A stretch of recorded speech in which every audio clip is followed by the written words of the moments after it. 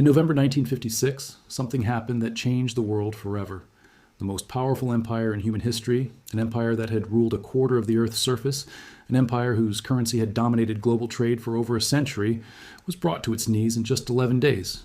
Not by a military defeat, not by a revolution, but by a phone call. On that phone call, the United States government delivered an ultimatum to Britain. Stop your military operation in Egypt immediately, or we will collapse your currency. We will sell every British pound we own. We will veto your emergency loan from the International Monetary Fund. We will watch your economy burn. Britain had no choice. Within hours, the greatest empire the world had ever seen surrendered. Not to an enemy army, but to its own debt, to its own weakness, to the reality that it was no longer the power it believed itself to be. That moment, known as the Suez Crisis, was the final nail in the coffin of British global dominance. But here is what they do not teach you in school.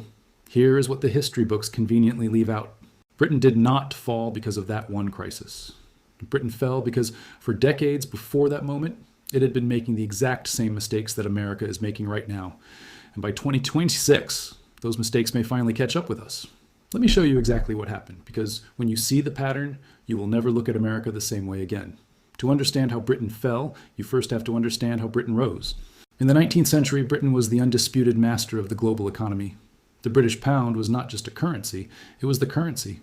When countries traded with each other, they used pounds. When central banks stored their reserves, they stored pounds.